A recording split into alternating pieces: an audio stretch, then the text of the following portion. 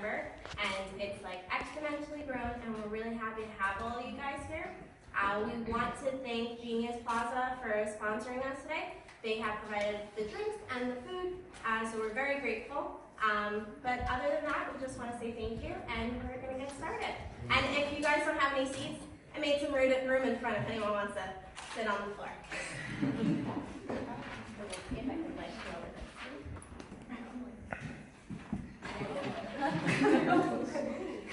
You like that, right? All right.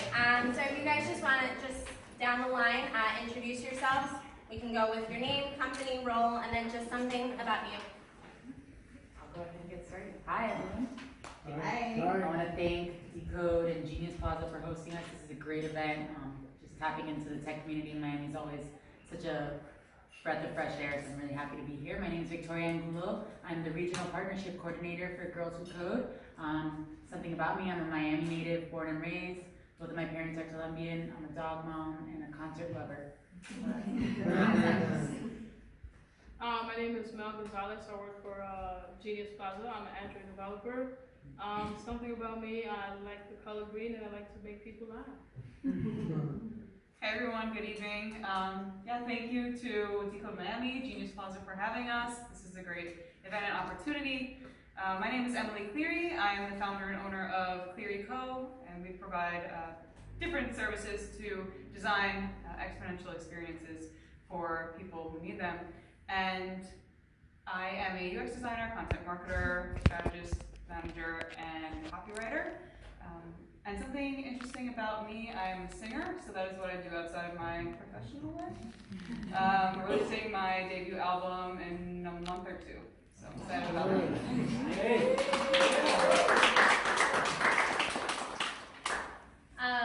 My name is Megan Broccoli, and I'm sorry, I forgot what I was doing. Yeah, no problem. But it's okay, I'll improvise. I'm the co-founder of Ticked. We handle citations for vehicle fleets. Something interesting about me, I'm not a singer, and I'm not a coder, and I'm a human mom. I have a small human. Thank you.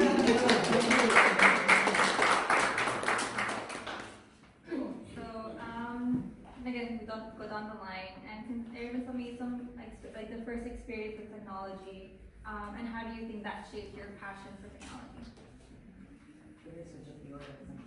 You guys can sporadically. Yeah.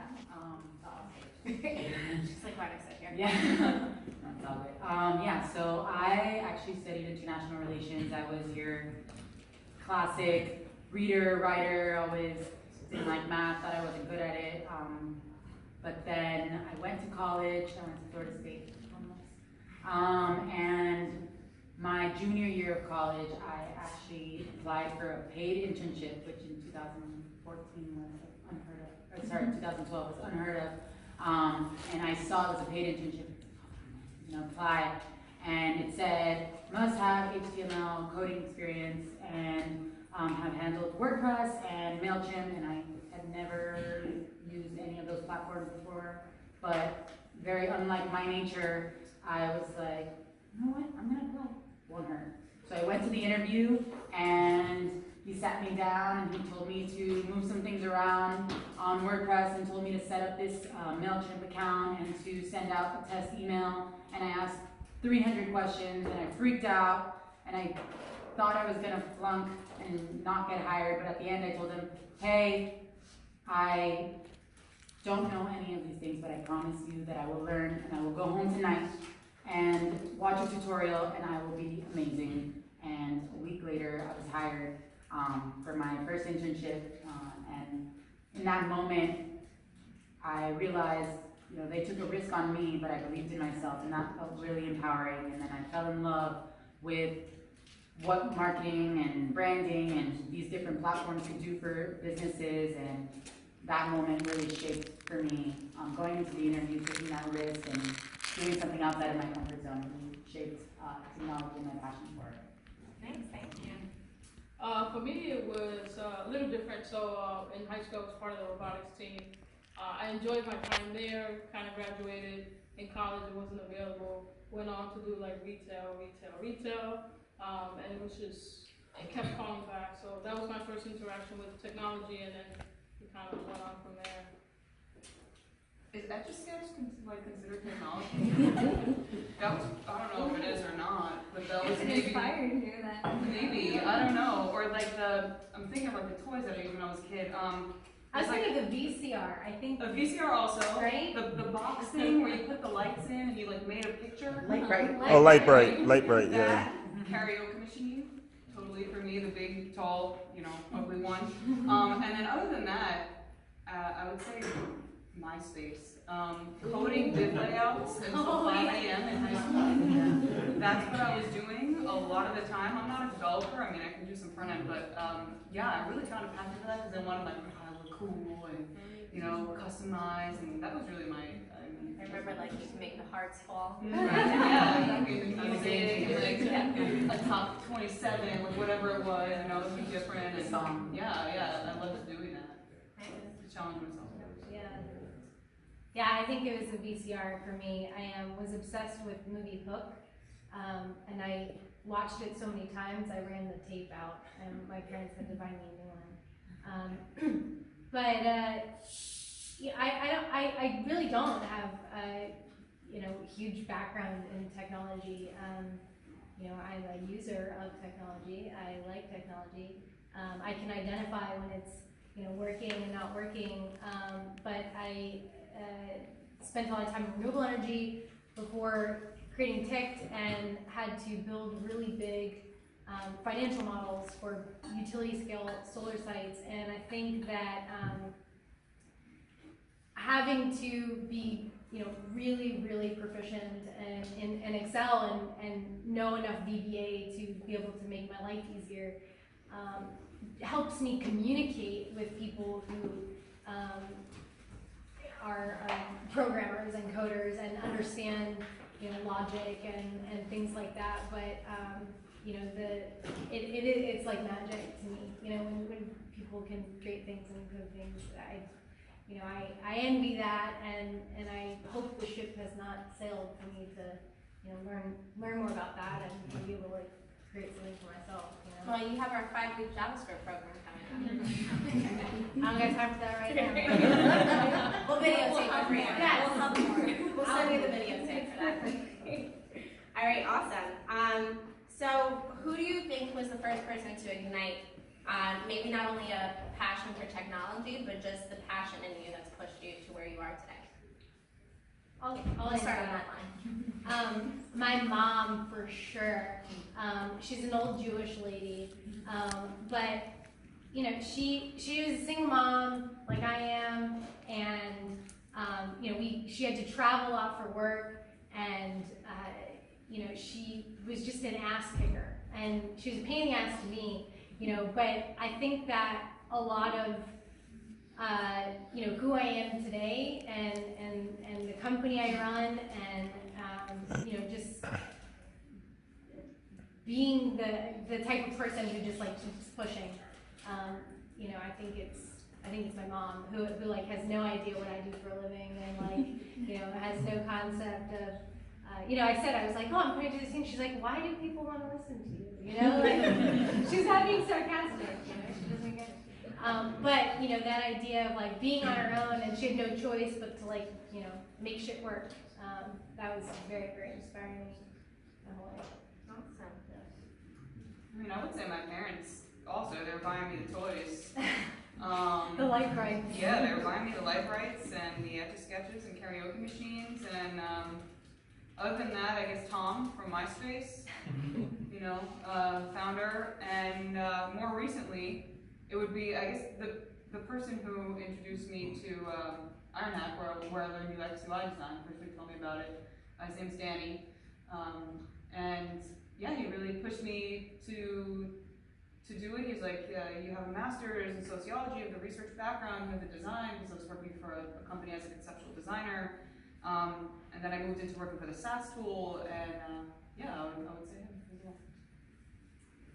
Cool. What inspired me was definitely my mom, especially coming from a low-income family. It was something saw for myself in the future. Like, hey, future you, what are you gonna do? I always think like 5 years ahead, and where I want to be in that place. But also, I don't know. Yeah, it's just for me, my mom's. Yeah, definitely my parents. But growing up, I would go to Columbia a lot, and I would see the poverty, and I would see, so many single moms with their kids just like on the street asking for money, and that sparked something in me that wanted to I always had an unrest. I'm so lucky. What can I do to give back? I've always been involved in social impact projects, and from Federal building homes for people in Latin American countries, to Best Buddies, to Girls Who Code. I've always had something inside of me telling me, what can you do more than just living or working or whatever? What can you do to leave a footprint for the future and make a difference?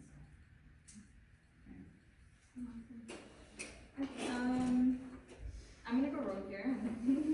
Like the questions.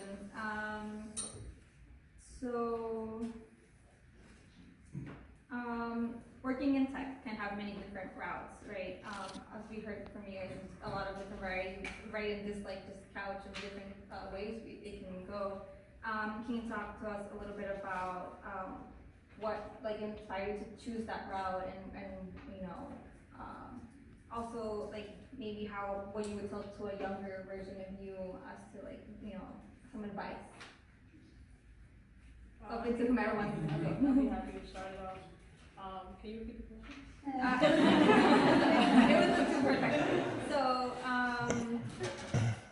why you chose the route that you chose, and what would you tell a younger, version of you who's trying, to go into that? So to be completely honest, it was I was working retail. I kind of just stumbled upon this link because they listen to everything you say now, and I was like, hey, coding is pretty cool. I used to miss robotics class. So then I clicked on this link. I ended up going to or attending or applying for a boot camp. And in this boot camp, essentially it was 10 months. Ashlee is actually a graduate from that boot camp as well, where we learned Android mobile development. And that to me was like, okay, this is it. Like, this is my moment. If I had to tell a younger me something, it's just keep on pushing. At the end of the day, the grass does get greener if you keep going, keep striving. And it's an advice that I give to all my younger, I used to teach as well, my younger class students, and I just say like, hey, keep pushing.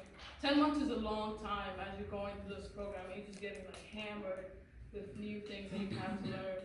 And it's all about that perseverance, that passion behind it. Why are you doing things? What keeps you going? So that's my advice.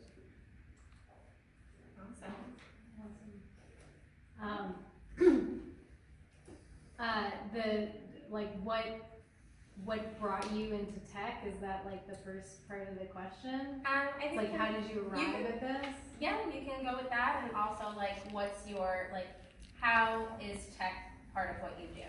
Yeah.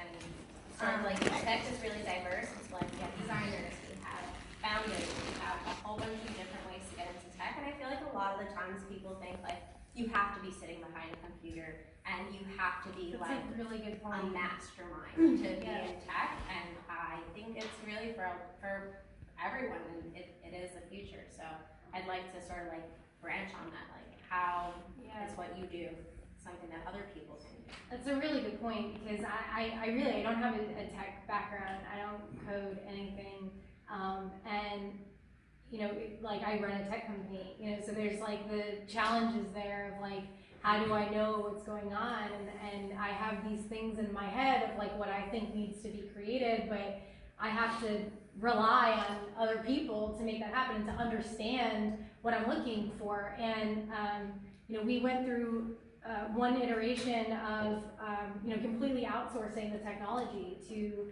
a company in Texas and telling them, okay, this is the app we wanted, and paid a bunch of money for it, and it came back completely different from what we wanted. And that was less than 0.5 on just making at least a half-ass attempt to understand the technology behind your own vision. And then we worked with Blue Beta, who I'm sure a lot of people in this room know. Antonio introduced me to you. We worked with Blue Beta, who fixed a lot of the stuff that we wasted money on and created this new MVP. But, again, it was like huge challenges because you're handing your vision to somebody else and saying, like, create this. You're being told, well, there's limitations here, or this has to be done this way, and you don't know. You just don't know, like, what's right and what's wrong, what pieces connect in what way. And so as a non-technical founder, which is like this like thing people say, like, oh, how do you do this as a non-technical founder? Like, I have an awesome CTO, and I feel very lucky that, like, we can communicate in a way that, like, I can spout out things, or I can be like in a crisis and like, this needs to be fixed right now, like, I don't know how that gets done, like, these are the steps that need to happen. And he can translate that into actual development and actual, changes to functionality, or, whatever it is, or can turn that into stories that become sprints. So, I think a lot of it is just like, it's a lot to what you said, like, just pushing through, because there's so much, like, even a startup, like running a startup, nobody knows how to do it. And I think a lot of people are like, oh my gosh, there's some secret sauce that, like, oh, if I only had this, or if I only do this, and like, it's all bullshit. Like, nobody knows what they're doing. Like, that's the thing at the end of the day, like, nobody knows, and nobody's smarter than anyone else. Like, the only difference between you and the next guy is that, like, you happen to get a little lucky, or like, you just like worked harder. Like, those are the two, things that make or break, right? Obviously, like, you have to have a good idea, right? But I think that being a non-technical person, like, you have to at least like really be clear on your vision and be able to communicate that in a way that it can be translated to stories. I mean, my team has given me so much feedback on how distracting I am, because they like, we'll be in the middle of a sprint, and I'm like, all right, everyone, like, we have to do this, we have to focus on this. And the team, like, we had a like come to Jesus session a few weeks ago. It was like, listen, we got these sprints based on what you say. We can't do that in the middle of a sprint. I'm like, all right.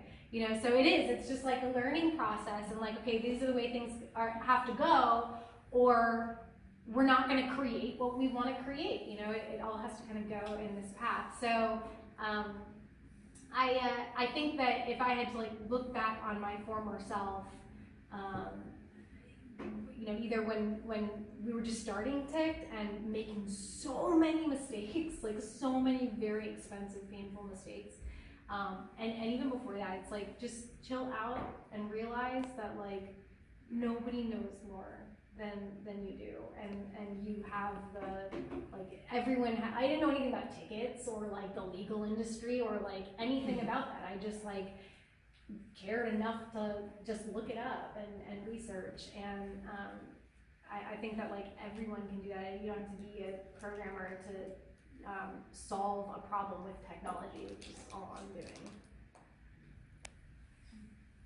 That's great, thank you.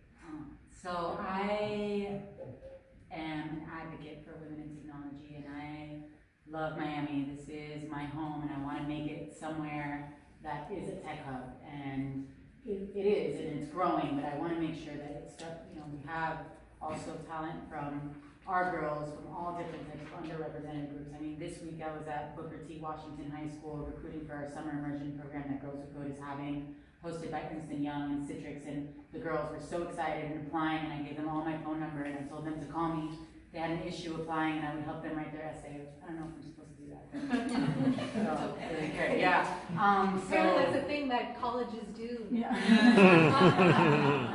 Just want to help them, if they didn't have the wording right, but, Okay, so it's on the inverse this time. Yeah, right. By 2026, there's going to be 500,000 jobs in tech opening, and right now only 25% of women only 25% of tech jobs are being taken by women. So this number needs to change, and it needs to change drastically. Not only is it going to have implications on the U.S. economy, but it's gonna leave our girls and women behind in taking up these jobs. Coding skills, what I tell them is, hey, you wanna go into fashion, you wanna go into whatever industry, transportation, you need to have this skill because it's something that is a 21st century skill.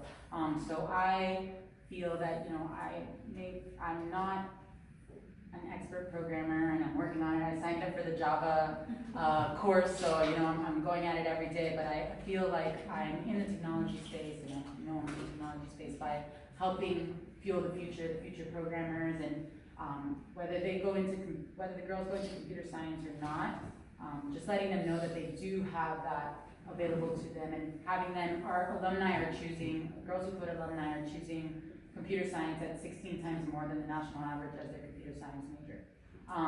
So it's working, and that's the good news, and just letting them know that they have these options. I mean, the community has been really open. When I started a year ago, we had 120 clubs in Florida, and now we have 280.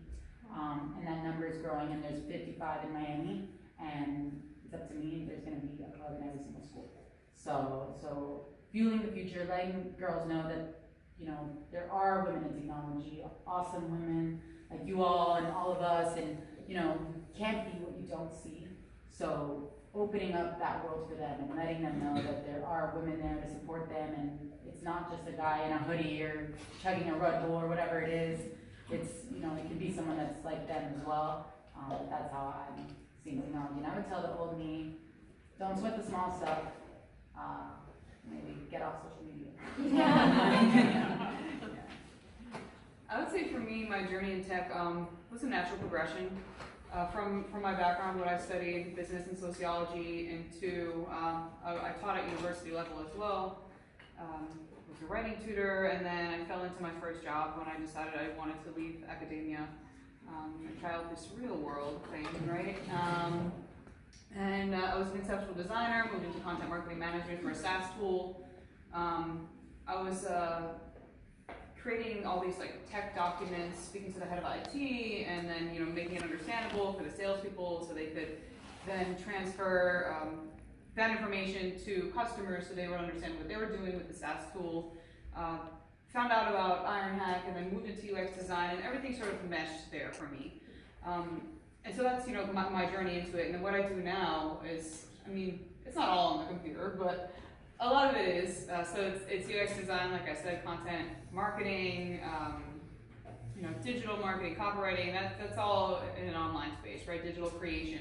And my focus is on creating experiences in all sorts of ways. So in digital ways, public speaking, you know, panels like this, and mentoring, even with music, you know, it's all relative. And what I would say to my younger self, you can only connect the dots looking backwards. Just show up, because that's like 80% of it. Just start it, man. Like, just let go of the fear. There's a lot of fear, I think, ingrained in us all, just the way that we were sort of raised, and what's instilled in us as we're growing up, and work as hard as you can to get rid of it, and just start what you want to start, do what you want to do. You have one life, so just do it. Thank you. It's seen as uncommon, and as Victoria brought up, only 25% of the jobs are being taken by women in tech right now. Why do you think there are such little women in tech, and what do you think we can do to break that? Why? I don't know. Like, I'm not going for it or something. I mean, there's plenty of space. I mean, you have, at least up here, 4 different, like, completely different areas that a woman is filling, right? And out there too, and, you know, so I don't really know why. I think that it's seen more as like a logical, more masculine kind of, you know, there's a lot of studies on female founders and like the tendencies of female founders versus male founders. Male founders exhibit psychopathic tendencies. It's more acceptable than if a female exhibits psychopathic tendencies, you know, things like that. And so, you know, I don't know. I don't know why. Like, I think it's also, you know, we're women, and we're like emotional and things by nature, right? And not to say that like men are not emotional, but there's a difference, right? And being in tech, I think being at least a founder is like the most emotional thing I've ever done in my life. And you know, it's you have to get over, like, don't sweat the small stuff is like, you know, and it's all small stuff, you know. That's so true. And like at some point, I feel like, at least for me, like at some point I like got over this hump where it was like, all right, I can either like get really angry all the time at shit that's not working. I could like cry when things don't go well, you know. I could be like mad at somebody, you know, who isn't like doing the thing I want them to do. You know, I could be like elated when, you know, and just like have all these like extreme emotions all the time. It's like exhausting, you know. And so I feel like at some point you get over this hump of like this like sensitiveness to everything as a female, and you just start to like groove, you know, and you start to just you're just getting shit done, and the emotion and the, you know, being butthurt about things just kind of like goes in the periphery. And I feel like that's a thing that you know, at least from my perspective, just comes more natural to a lot of men than it comes to a lot of women, you know. And I say my partner, my co-founder, is a man, and you know, I see the way that that he behaves, and that the guys that work for me behave, and the, you know, people I work with versus the women that I've hired and that I work with. You know, it is a polar difference, and so I don't know why it is, but I think for founders at least, it's, you know, it's a very emotional thing, and you have to kind of shift into this logic brain that at least for me was very challenging. You know, it's very challenging. I would agree with the I don't know. I mean, like, the I don't know exactly why. I have to do more research, but I mean, I certainly have my own ideas on it. So, you know, similar to what you're saying, it's the way we're socialized to understand who we should be, you know, in a society, and a woman's place is here, and men's place is here. Maybe that sounds like I'm from the 1950s, but I'm not saying it in that way, you know. There's definitely still a divide, you know. There's still a glass ceiling for women, there's still a glass escalator for men, and I've experienced that. And the way that maybe that we're taught in schools, or the way that we socialize in university, you know, like a fraternity and a sorority, and those activities that you do there, if that's, you know, something that you were a part of, and the way you were grow up, and your parents and what your parents have done, you know, like I'm sort of the black sheep of my family. All my family's in medicine, and they're like, oh, you're the creative one, you went to tech, you know, like I did my own thing. It's a lot of those things, and it can also be fear of being in an industry that's certainly male dominated. Yeah. You know, and the ramifications that come with that, of being somebody who is, you know, could be considered an outcast in an industry that is male dominated. So it could be all of those things, and I think that to help break that cycle, it's just like we need more like Decode Miami. We need more Girls Who Code, because we need that mentorship and that knowing. You just need people to know about it. Like, hey, you don't have to be a male to be an Android developer. You don't have to be a male to be a founder. Like, you can be a woman, and you can start something, and you can do something, and you can have a family, and you can still be a badass. Like, you can do all that at once. Time management is key. So, I've obviously read a lot about this, and what, you know, you can walk into a Forever 21 tomorrow and buy a shirt that says allergic to algebra and wear it, and that would be cool. And, you know, growing up, at least for me, I would always kind of hear all my friends saying, oh no, I'm not good at math, oh, math's for the guys, and kind of that skill set growing up, you know, girls would get Barbies, or maybe like toys for in the kitchen, toys, or, you know, even like sewing or whatever it was, and boys would get Legos. Reshma Saljani, which is the founder of Girls Who Code, wrote a book called Brave Not Perfect, and I recommend you guys, you all read it. It's really amazing. So it talks about how girls are socialized not to jump on the monkey bars and to, you know, sit up straight and smile pretty and stay clean, while boys are encouraged to jump headfirst down the slide and that would be okay because they don't want them to get hurt or whatever. That was, Barbie came out with a book in 2014 by Mattel called I Can Be a Computer Engineer, and in the first chapter, Barbie's talking to her little sister, and her little sister's like, wow, how can you create this robot? And she's like, oh, don't be silly. This is actually in the book. She says, don't be silly, I'm just creating the design. You need Brian and Steven to actually create the robot. Yeah, I don't know. I'm not in the picture anymore. Yeah, I don't know who this Steven guy is. But yeah, so definitely the language, the media, the revenge of the nerds, some girls just don't see themselves in that way. So including women in tech inside of curriculums, having these after school clubs like Girls Who Code. Girls are 33% less likely to major in computer science if their friends aren't, if their peers aren't involved in computing class as well. So creating a support system for them, having them be around other women and speaking in their language. I don't think that computing courses in schools is enough. I think that there has to be curriculum specific for girls, just because there's such a huge gap. And actually in 1984, 34% of computing degrees were being held by women, and now it's down to 18%, it's almost half. So it's declining. So this is a serious issue and it needs to be addressed in the way that people go about it and throughout the pipeline. If you introduce computer science in junior high, like in middle school, and clubs start from third all the way up to 12th grade, they're 18% more likely to choose this in college. So just exposing them early on, letting them know that this is no, crazy magic world where only the boys can enter, and just letting them, just getting their feet wet early on, I think is key to making sure that they go on to become women in technology. Thank you. I'll keep it short, but for me, it's I'm right along with you. It's exposure. Just from personal experience, had I not been in that robotics class, I wouldn't even know it was an option. With especially in the Spanish heritage, it's like doctor, it's all these firefighters, like these real big positions that you say like, hey, I want to strive to be that. But there isn't an option to say like, hey, I'm a developer.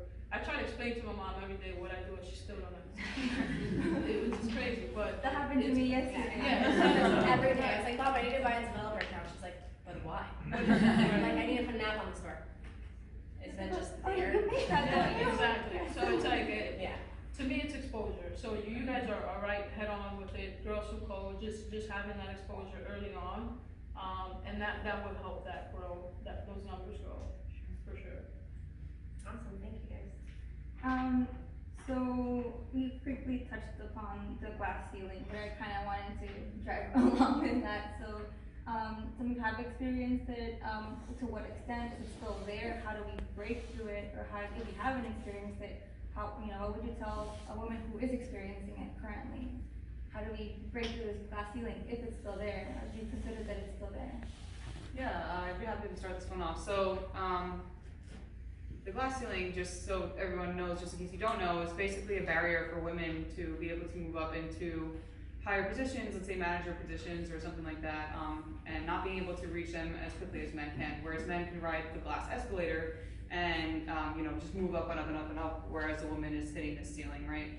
So it's not only positions and moving up, right, and promotions, but it's also pay gap, right? So there is still a gender pay gap.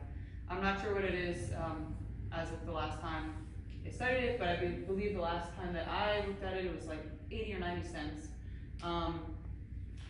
to every dollar that I think a man was making, or something along those lines. So that all has to do with this, unfairness in the working world. And for me, I did hit a glass ceiling at a job that I was at. There was no room for me to continue moving up into a position or to use the new skills that I had gained. There was no money to give me to do that either, whereas, new people were being brought on the team and other people were making a lot more. And it's tough to figure these things out. So sometimes it's like good to be friends with people at work and to discuss salaries. It's not people don't smile about that, right? Like, you're not supposed to, but how would you really know how much somebody else is making for the same job? You wouldn't know, right? Unless you are, I don't know, the account person or HR person, right? You wouldn't know. And so in those situations, you can, one, bring it up, ask for a raise, right? Some of my best advice would be, you never get what you want in life if you don't ask for it. So just ask for it. Like, the worst somebody can do is just say no. And then it's just a rejection exercise. Okay, it said no, okay, on to the next, right? Thank you, next. You know, if you can ask for it and they won't do something for you, have something else lined up, you know, start looking and leave. You know, like that's what I did, I left. If you're not gonna be able to move up in one company, another company will be around at some point who will help you achieve your career goals.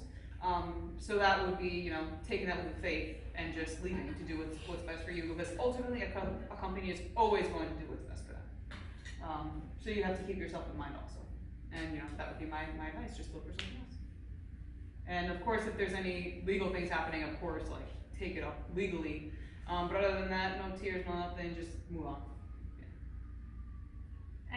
You said that sometimes you don't know these things are going on, and I think that, you know, TICT is now in its 3rd year, and in the beginning of last year, we kind of did the VC roadshow, and we were at Andreessen and Highbridge and, you know, all these, like, big name VCs, and that was so cool, you know, and I found myself with my partner and, you know, at a table with some other men, and I found myself, like, cowering, you know, and I remember, you know, Chris was saying, like, why don't you say anything? Or, you know, like, and he would kick it to me, like, well, this is something, you know, Megan could answer, and I just always felt myself, like, cowering, you know, and, like, I didn't deserve to be there, you know, you know, I'm not a commanding presence, and, you know, like these other people are, and I'm not, you know, like, I don't know this stuff as well, and, you know,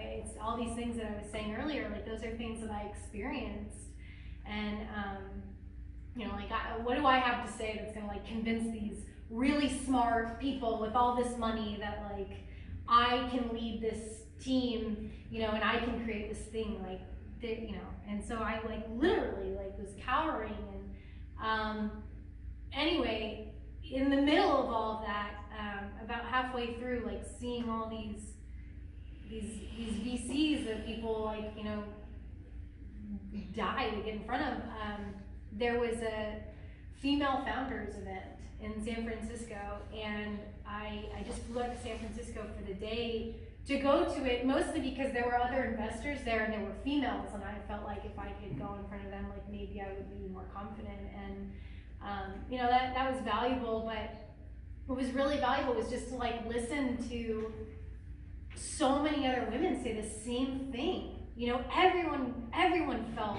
like they were the only woman in the room, except this time we were 50 women in the room, you know, and it was that thing, like, I didn't know that, like, there was such a difference, but the next meeting we went to was completely different, you know. I was, you know, kicking Chris under the table, like, I got this, you know, and could finally listen, this is what we're gonna do, you know, and all of a sudden, it was like, I knew, and you know, I have a lot of passion for my product, and I have a lot of, you know, I love what I do, and so I've got so much to say, and, like, all of a sudden I realized, like, I could say it, and I didn't know that at first, you know, like, it really was this, like, this thing that happened that was like, oh, like, everyone feels this way, you know, like, all these women have experienced this same thing, and, you know, some of them never sit up straight, you know, some people still, you know, cower and feel like, you know, but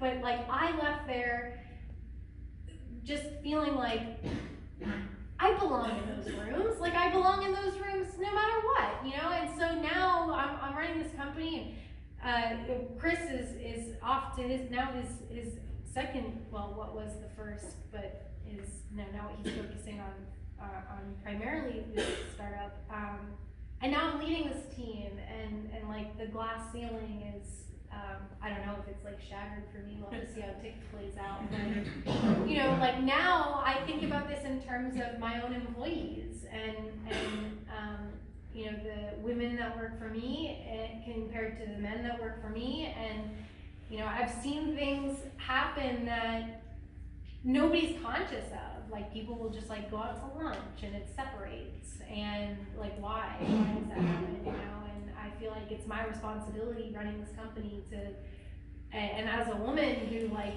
did experience, you know, not being like left out, but almost like leaving myself out, you know, I left myself out of those conversations.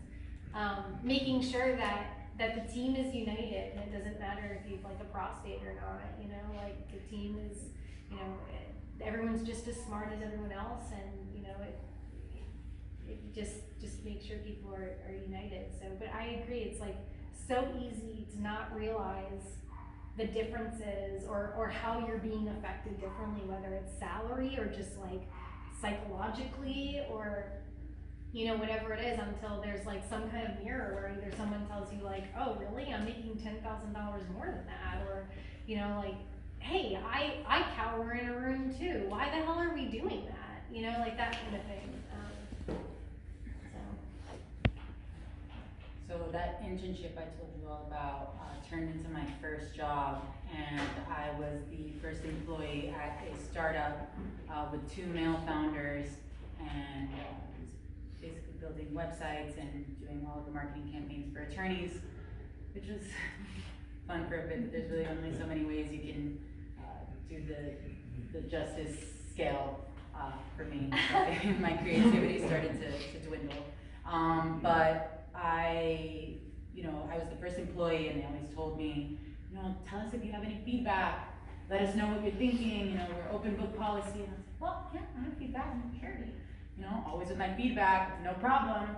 And then things started to get really weird, and they started acting strangely around me. They started closing up that opening book and that open book policy or whatever that was. And at this point, I had moved to Charlotte, North Carolina to work for this company. You know, I was the first employee, so I felt like it was mine, and I changed my whole life around it. And then one day they sat me down in a coffee shop and they told me that I was just too amazing for the company, and that I had reached my potential and I was just too good. And I just remember in that moment, it was like that catalyst moment that they talk about in books and movies. I was like, all right. And I was like, okay, no tears. I packed up my things, and I was like, not without a severance. Left, booked a flight, started freelancing, doing copywriting, doing social media, doing, you know, websites for different companies. Started a company with the girl who's in this room, which is not my focus anymore, but definitely that glass ceiling exists. And I think it's just being able to realize when people are messing with you, and knowing that don't back down, and there's going to be a company that's going to love you for those qualities that some people think are intimidating, or don't be quiet, don't stop saying your feedback, because if you can't be yourself and you can't actually give your true 2 cents or your actual, what you actually think is right for the clients or for the product, then you don't need to be there, and then you find a company that works for you. So yeah, definitely leave. Reject imposter syndrome. I think a lot of people really feel that. Reject it 100%. You are what you think you are, and just work and learn, and the skills that you keep learning, and all of the boot camps that you take up, and coming to these meetups, that'll continue shattering. And I'm not done shattering the glass ceiling, and I don't know that I will be for a while. I'm working at it, chipping at it every day. So. Yeah, I mean, I think these ladies pretty much summed it up. Awesome. I think we could ask one more, and then I want to kind of open it up to everyone and give you guys the opportunity to ask as many questions as we can have, and then afterwards some networking, and yeah. So if you want to choose the last question. Make it a good one, make it a good one. That's why I chose two. It's just like the juicy one. I think you know what I'm going to ask. So, do you feel, or have any of you felt that you face any kind of adversity because being a woman? I mean, and you've already just kind of touched a little bit on this, maybe go more into detail, and you know, if as far as you want, as to any adversity that you have faced. I know for sure I have and it does, you know, take a minute to realize for me, like, yeah, I think back, I'm like, oh, you were talking down to me, like, and now I acknowledge it sometimes, and I, you know, kind of give myself that place to answer back and be like, well, actually, I do know what you're talking about, let's do it this way. So if you have anything that's happened to you like that, and if so, how do we help create a healthy and positive dialogue that will promote a workplace in which all parties feel comfortable and empowered? I'd be happy to start that one off. So yeah, it's actually something, okay, so, oh, I get too crazy. Get crazy. But it does happen, and I don't know if it's, maybe without noticing that it happens, but just talking down, just assuming that the ideas are not valid, or, this kind of notion, especially in the development world, this experience, right? I'm a senior developer, I hold this title, this sort of thing that gets, held up in the air, and that gets to the person, and it's just talking down, and it's very frustrating, especially when you know you have good ideas, and again, you're like, should I be here? There's that imposter syndrome, and do I have any validity to this? Am I doing this the right way? But I think something that one of my coworkers told me, was it's okay to speak up, and your voice does matter, and just don't let down because someone talks over you doesn't exactly mean that they are correct. So just keep pushing, and again, it's that your voice does matter. No matter how much experience you have, I think everyone can learn from other people. Like I can learn from you, being younger or older, it doesn't really matter, and I think that's always important to know that you also have that something, you know, so. I would say, to continue on that, definitely the talking down thing. There was a situation where I was leaving a company, and it wasn't the best situation, right? But that's where you grow, right? Comfort is a beautiful place, but nothing ever grows there. And at this point, you know, this was like all consuming, right? I didn't know what to do with my life, and this was like a 2 or 3 week thing that was going on. It was so stressful, and now I'm just like, oh, ha ha ha ha, look what I got through. But basically the head of the office, right? I don't want to say too much to give it away, but the head of the office was basically like pulling lies out of his ass about all these things that I was doing and wasn't doing because he didn't even work in the office. He was like, oh, I heard it from this, oh, I heard it from that person, and he was saying all these things, and you know, he said this in a conference call, and I got off the conference call, and so it was him and the CEO of the company and my supervisor. I got off the conference call, immediately called my CEO. He didn't answer, but I figured I would try. Because I wanted to say my side of the story because it really made me look bad. And, you know, I didn't expect anybody to believe me because now I'm like a small fish in a big pond, right? I'm just one person that works for these people who are bigger than me in terms of experience and title, right? And so maybe a week later, an in-person meeting was called, right? In the office, and I met with the head of the office, and we started talking. I was like, hey, you know, honestly, I was quite shocked at the things that you said about me. How could you say 1, 2, 3 and you have no proof of it? You know, I checked it, basically, right? And this man's in his 50s, I'm in my 20s. And I was just really upfront about how I felt about things, and he kind of stopped in his tracks a little bit. And I was like, yeah, like I'm not the person that you can just like talk to that way and think you can get away with it. Like, first of all, I'm from New York. I know you're from New York. I know you're from New York. How many New Yorkers we got here? Okay, nice to meet you guys. So it's like, I don't know if it's just a thing about New Yorkers, this grit that you have growing up there. And I wasn't gonna disrespect him, right? I respect everybody, and I respect his position where he's coming from, but I wasn't gonna allow him to talk to me like that either. And so I had to respectfully check him and put him in his place for what he said to me and how he acted. And then left the office. He called me back in, and then he played good cop after that. So first he was bad cop, and then he played good cop. And his whole demeanor changed.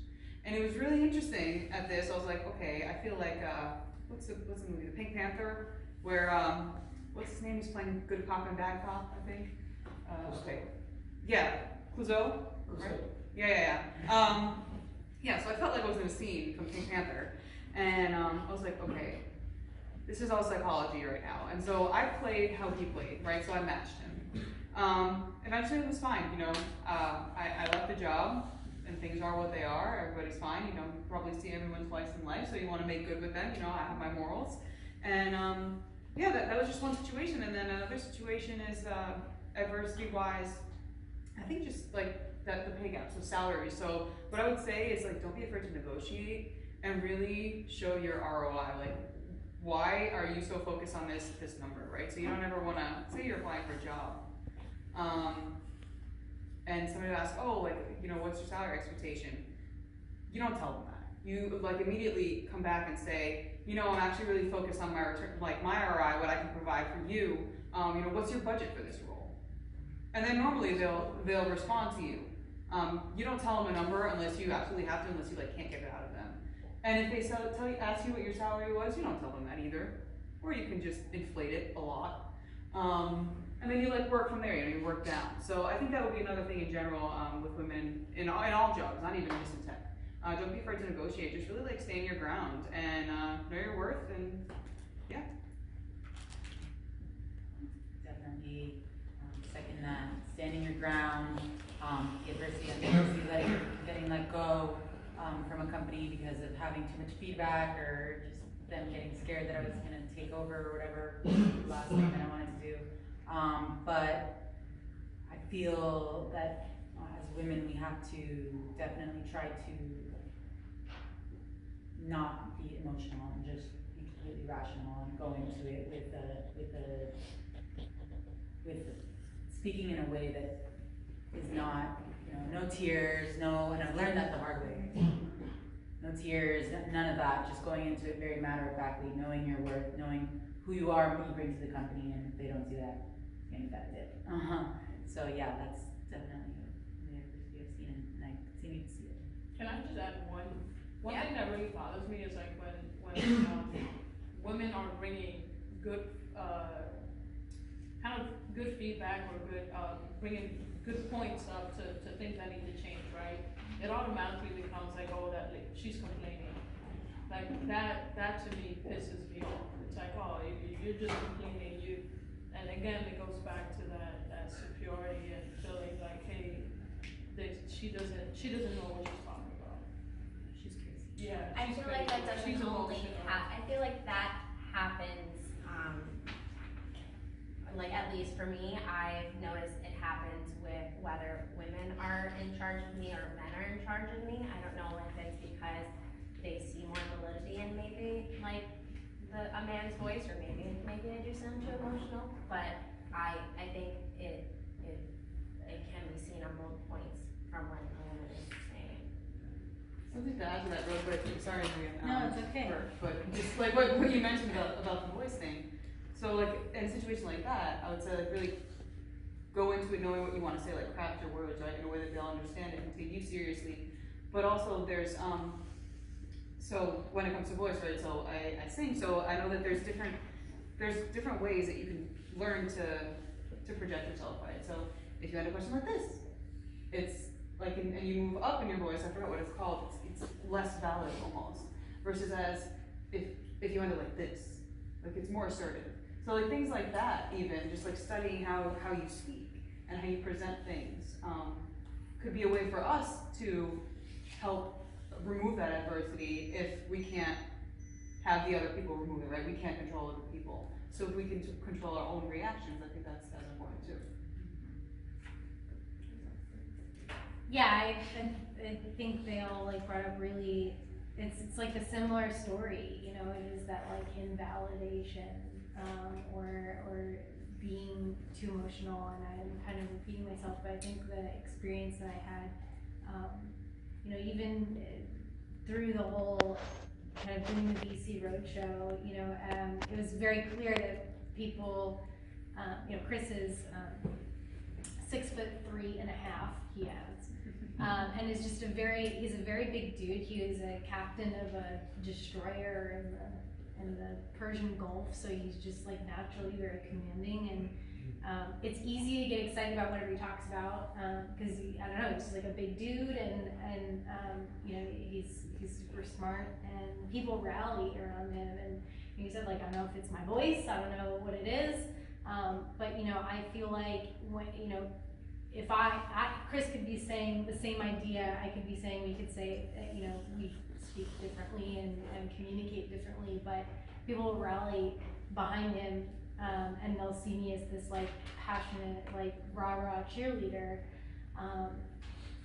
and you know, to the point where VC said, like, you know, we're doing this because of you, Chris, you know, and I'm like, what the fuck, you know, like. Did you still take the money? Huh? Did you still take the money? I'll take it.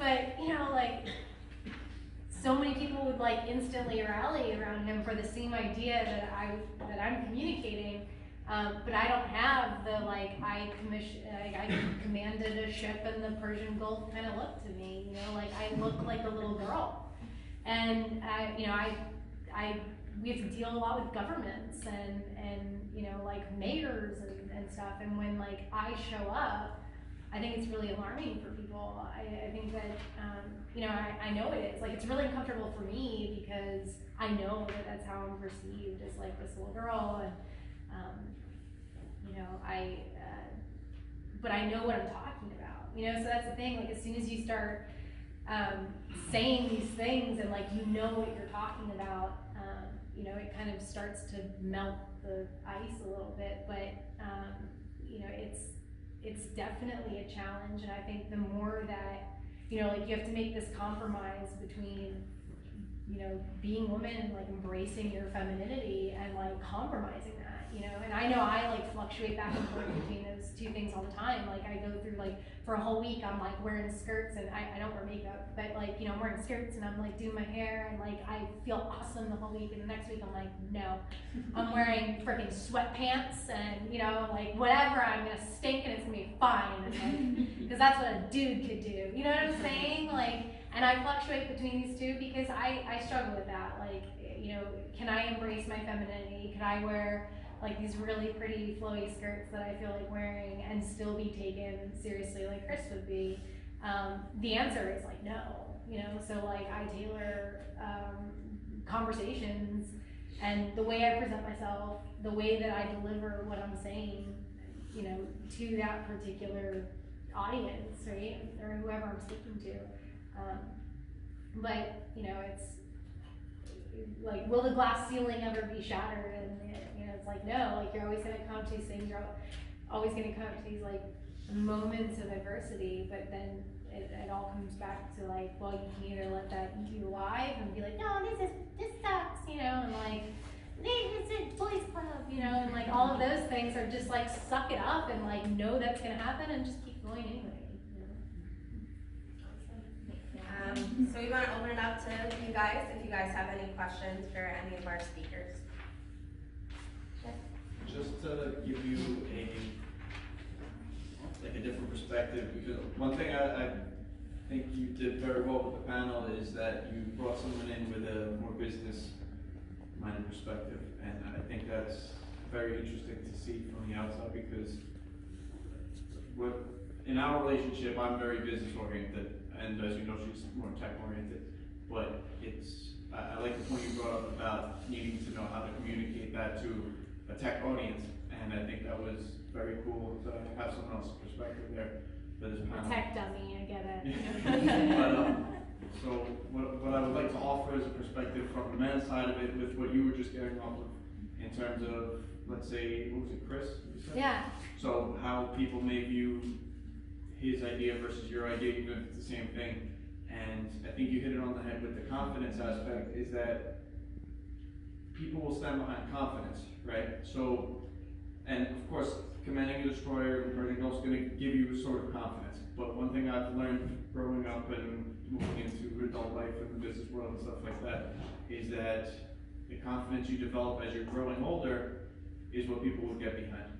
So if you see that that's something, and not just you, but I'd like to say to the broader female audience as well, is confidence is not something that you are instructed to learn or given or necessarily taught at a young age, whereas for males it may be more common.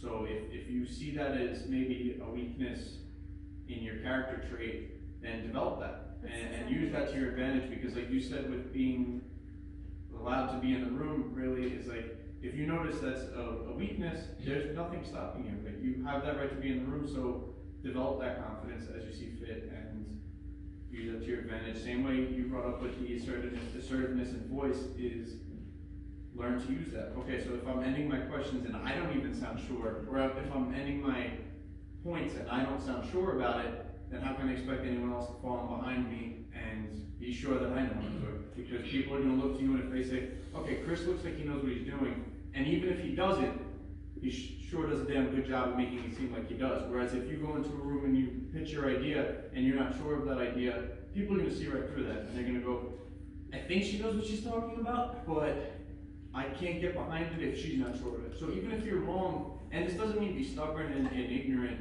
but if you're sure of yourself, even if you may not be pitching the right idea, go with that. Don't be halfway in, halfway out. Like go full in or full out. Well and said. I think if you learn to use that to your advantage, especially as a female, because I've worked with some very strong females in my life, two of them specifically that I would trust with anything, and there's nothing better than that, because that gives you the advantage, in my opinion. So if you're looked at in the past for not having confidence or being assertive, and you can develop that to your advantage, you already pole vault over everyone else, even if they're males, because you took what people don't expect you to have and develop that. So you're way ahead of the game. Well, yeah, that's and you know, part of it is just recognizing, like you said, it's a weakness, and we talked about like how sometimes you don't know that those things even exist within you, like those kind of insecurities or whatever. So you know, once you recognize them, and you know, we were talking before about like manifesting. You know, like once you recognize these things happen, or that these things are in you, you know, you can take the initiative with it, but like, you know, go and change it, and you know, push forward, and just like you said, like, you know, pole vault, and that seriously, the female founders thing changed me. I mean, I remember the next few meetings afterwards, Chris is like, "What the hell got into you?" You know, and it's exactly for what you said. Like, I know what I'm talking about, and you know, if someone's gonna be like openly sexist, then like whatever, that's what's gonna happen. You can't change that. You can't change that. That's right. But like, you know, there's no reason. You know, I didn't command a ship with 200 people on it.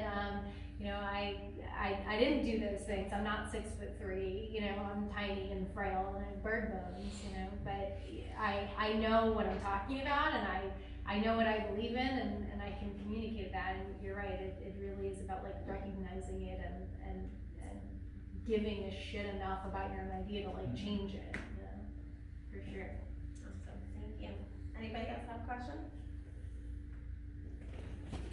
Oh, I was listening to the differences that you were talking about in the workplace, and I've worked with all males for the majority of my life, and then I worked with females.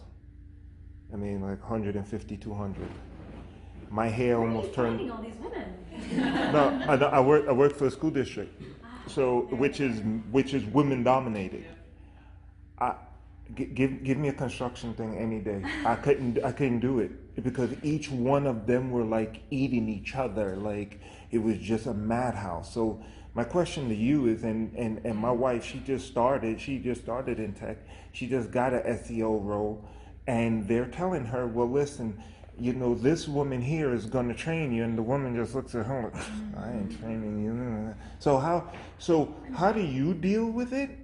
Because you're talking about how you're supposed to get higher, right? And you're supposed to get higher as like you do things in groups, you know. So if the group is not together and you can't move forward and have a goal and a direction, you know, how would you get through that? You know, I know you talk about the glass ceiling, but how do you get through that part first in order to break through the glass ceiling? That is such a good point, and I feel like I've seen that so many times where like women are supposed to band together and they just like immediately go against each other, and it's like, what the hell is going on? Like, where is this sisterhood? Like, more often than not, it's exactly what you're describing, which is so sad. It's sad, you know, but I think that it really comes down to like that emotional part, and you know, if you said like, give me a construction site. Because like if a guy doesn't like something another guy is doing, like it's just gonna like they have a job to do and they're there to do a job and they're gonna do the job. It's about like business and making something happen. And I think that like women get in a room, it becomes like personal, it becomes emotional, and it becomes like competitive for no reason. And I so hate when I see that, but it happens so often. And I mean, not to like do that bouncing back and forth between like femininity and or not, but like it really is like letting the emotion aside, like doing the job, like doing the work. It's not a competition. Everyone is working towards the same goal. Like the same way two men would work together or a man and woman would work together. Like a woman enters to a space where there's like already women existing and it like something starts to stink for no reason. So I think like really being aware of this and like recognizing that it's just an emotional thing happening and like letting it go is so important, because otherwise we're just fighting with each other. It makes no sense. I feel like it happens for like no reason. Like you're like looking at this, you're like, what the hell is going on? Look, I got 3 daughters, okay, and I know people would throw knives and daggers at me for this, and I'm like, listen, y'all don't know what the hell you talking about. I always told my wife, I said, listen, women, I said, don't get me wrong, I said, women are naturally catty. I said, dude, if I got a problem with you, it's like, oh, you don't want to do this? I tell you what, why don't we go outside and why don't we go in the back and we could scrap and get it done. Somebody got an eye, somebody holding their mouth. We get back to work, we shake hands, and we go back to work. But with women, it's almost like, and I did it so many times. I sat in there and I just watched her walk into the room. As soon as she walked into the room, and you could just see the claws coming out. It's like, it's not that serious. Like, get it done. And I hear it all the time. Like, why can't you do this and why can't you do that? It's like, when you band together, if you slap somebody, okay, it really stings, it hurts. If you punch somebody, you get Mike Tyson's hand and you punch somebody, it's like, oh man, that really hurt. So I mean, when you want to make a difference, especially with minorities in this country, especially like for me, I grew up in a Jewish neighborhood, always, like for like 35 years. And they're the smallest minority, but let me tell you something, when they come, they bring everybody. And that's the thing. The focus and the banding together is what I find that's important, and that's why I'm so glad and grateful for what you guys are presenting here. And it's great to show my daughters, because I'm having this here, and I'm gonna send this to them and say, hey, listen, what you're going through is what my wife goes through. Like to right now to this day, and I'm like, listen to Megan, please, and stop getting in my head. I don't have the answer. No, it's so true. Like, women seriously need to band together and recognize that, like, this is a thing that happens for whatever reason. We get, like, catty. What is that? And it needs to be, like, recognized and addressed. And when, you need to be the one in the room that's like, hey, we're all friends here. Like, and also, like, not tolerate that in a workspace. I wouldn't tolerate that in my workspace. It's totally crazy and unnecessary. Like, it comes for no reason. And I think this is, again, like a woman-men thing. We don't see this. We don't see this kind of thing with men. And not that men don't get upset at each other or whatever it is, but the cattiness and the like instant combativeness and competitiveness between women who work in the same workspace is absurd. I would say just just in general, but you can definitely apply it to the situation. People act out of maturity level that they know.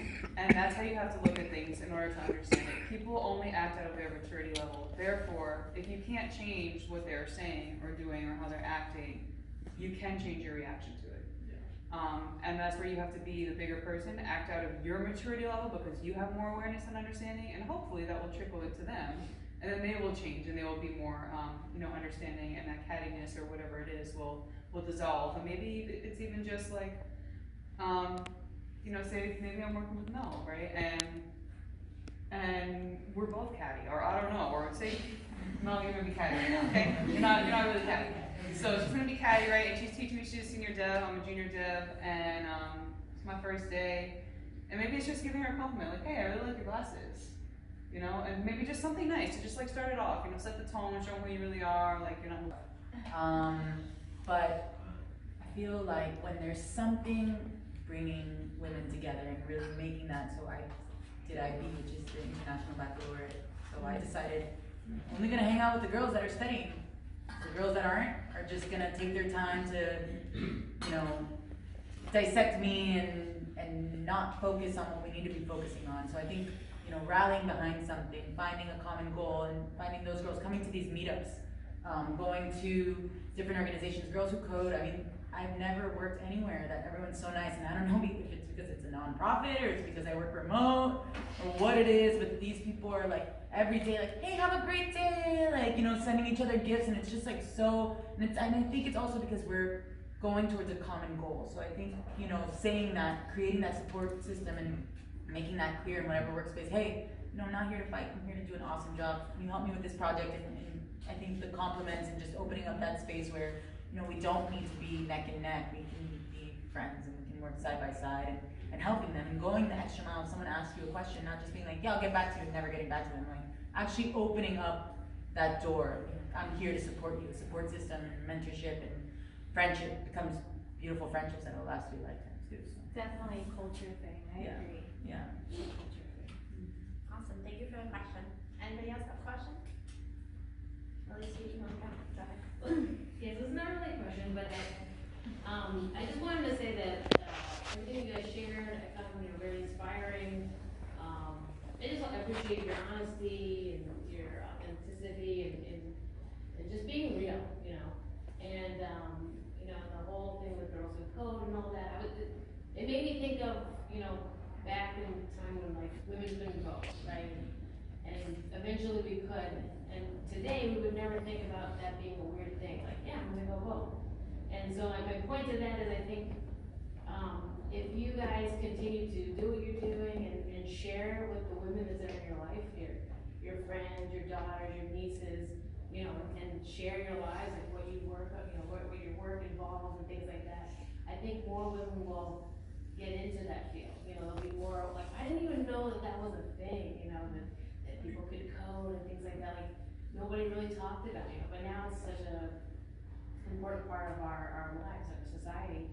And I think just you guys being representatives of that, I think is super cool.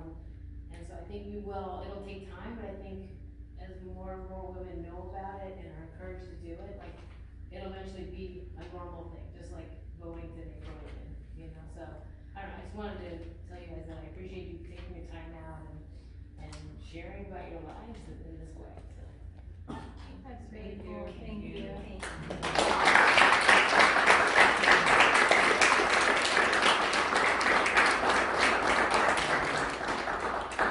I think we could take one more question, and then we're gonna do, there's two people who have questions, so we'll take both of your questions, and then after that, some networking, and then we'll close it out. So if you wanna go first, then you can go after. You first. You go first, and then you after. You go first. Yeah. So, Bad point. it'll be a really quick multi-part. So of the four of you that are there, which of the ones are owners of companies? It's you and you, right? And you. Alright, cool. So you guys say that you broke through the glass ceiling as much as you did. You guys are having a better life right now. For you back then that had to go through all this turmoil and whatnot, let's say you did have that solidarity with unknown women, but it was in the form of a union. How would you tolerate that then, and how would you tolerate that now in your positions? if we were in a union. Yes. What if we don't know what it's like to be in a union? That's what my goal is, so, To create a woman union. create a coders union. A coders A union. coders Interesting. union. Yes, but so how would you tolerate it? Can you explain what you would provide, or like what? Literally work with protection. I know what it's like to work in an environment where it's pretty much startup culture. You have to deal with people that say, hey, listen, so I may not do a lot of credit check right now, but I'll give you X amount of shares in the company, and it's really gonna take off, but then nothing happens and you don't get paid. Then you know, what are you gonna do to ends meet from the end of the day? Because what I noticed is that, yeah, like women do break through that capacity eventually after a lot of turmoil or not, but there's still 20 to 30 other women that pick you up pieces. So. I mean, I do a lot of solidarity work with women. that's the nature of startups though, man. Like, sometimes most of the time, they fail. And that's just kind of the risk that you take. So, you know, I can say, like, as a founder with a team of people that work under me, it's terrifying. And the work that I'm doing is not just for myself, but for my whole team. And, like, I don't feel okay if, like, people don't get paid. Like, sometimes that happens, you know, like in the course of a startup, but like that doesn't make me feel good. You know, it doesn't make me feel good to not pay myself. But would I like tolerate a union? Absolutely not. Like, this is the way that this is. And people in this room are here and listening to people talk about founding companies because they're interested in taking risks. We're talking about boys who will go on the jungle gym or whatever, like, there's no way in hell I would let anyone tell me that there was like some minimum or some mandate that I needed to meet. Like, that's not in the team spirit. Everyone in a startup, like Tick's doing pretty well. I need to like knock on some wood, but like, you know, there were times where it wasn't, and people stuck it out because they believed in what we were doing, and they believed in that I would be able to pull us through and there would be like light at the end of the tunnel. But if there was like some pressure on me that I had to provide for them, even if like Tick wasn't doing well, I would want nothing to do with that. This is the inherent nature of startups and technology. Like, it's new stuff. It's creative. It's like the how many there 1.25% of startups get to Series A. Like, that statistic alone does not make sense for, you know, any kind of like unionization of coders. I mean, I think it's like a nice utopian idea, and like, hell yeah, everyone should get like paid for their work, and that's super cool. We're all working hard, we want to like create cool stuff, but then like go work at Microsoft, you know, like that's not something that could ever exist in the startup culture. It just does not belong. It's inherently a risky thing, you know, the money that goes in, the people that work for startups. I've had people interview for me that like clearly were not startup people, and that's okay. Like, excellent programmers and like super cool people, like, were not startup people, like could not take that risk. And that's like, okay, go work at Microsoft, go work at Ultimate Software, you know, like those are great. Go work at Chewy, those are like excellent companies, but they're not startups, you know? That is night and day from how you've answered other questions, and that's the confidence I'm talking about. That was clearly something that you were like, firm no, absolutely not, and that's what I'm saying. So if you can get behind all of your decision making or your ideas like that, and I know it's very hard to do because sometimes you aren't sure, but that's the kind of like confidence that I'm Yeah, you want to talk about business, like you want to talk about like my inner workings of my soul. I'm a little insecure, all right? But that's, You want to talk to me about unionizing? This is how I'll talk to you. But yeah. But I think that option should be left to the developer. If for me, I find joy in the whole startup thing, and I think that's more of a personal choice to kind of, like she mentioned, you kind of don't know where the business is going, so to force that upon a CEO that's already getting hammered and pressured a lot with just doing things the right way, I think that's a little extreme. But like, union for coders, hey, I'm all for it, but it's probably more of a different type of company, one that's more established, where we can be together, kind of, if we have any problems, we can come and we just have someone fighting for us. But there are a couple different types of coders, and there's startup people that are okay with startups, and then there's just people that are not cut up for it. So, all personal choice, I would say.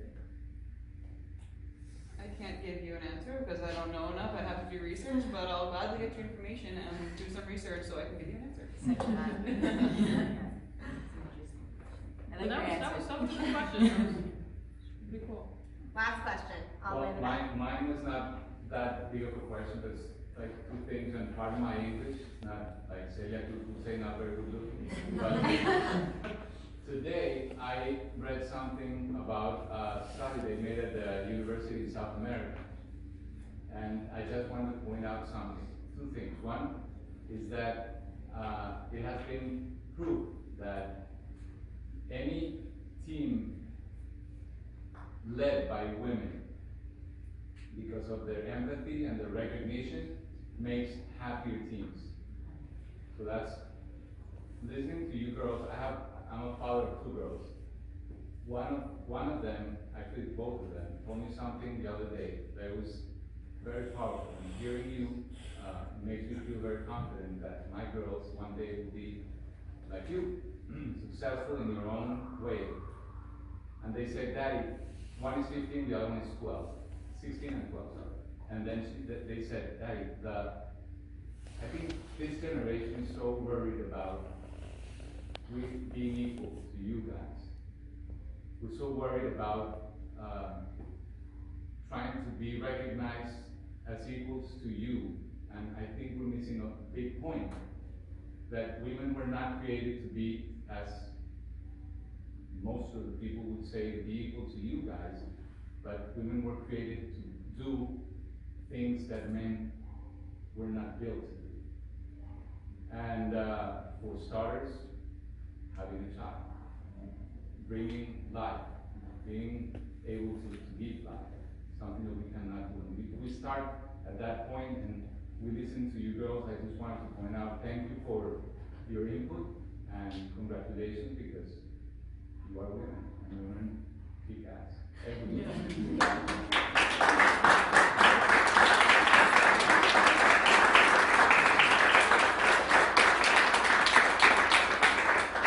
Alright, well, thank you guys. Give me 1 second, because I have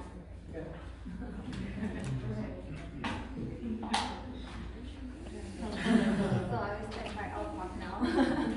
So I actually wanted to say something as well as far as like the women and getting together, and I'm noticing in myself that I sometimes do that as well. Like it's only one other woman.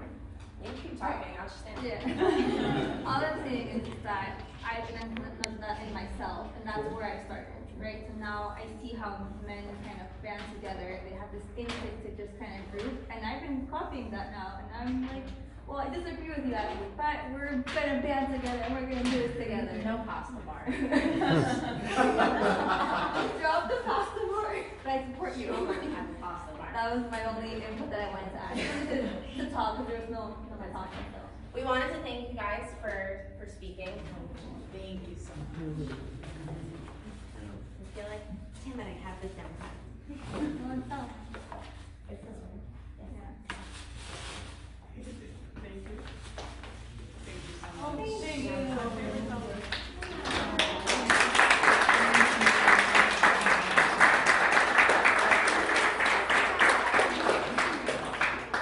So yeah, thank you guys for coming. It was great, and we hope that you stay part of the Decode Miami community.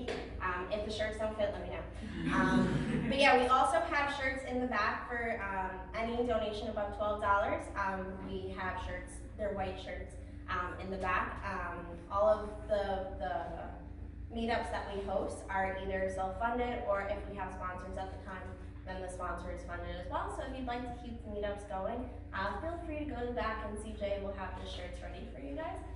If not, feel free to mingle. We have the space until like 9:30. So yeah. Can I just add one thing? Yeah. I just want to say thank you for all the guys in the room.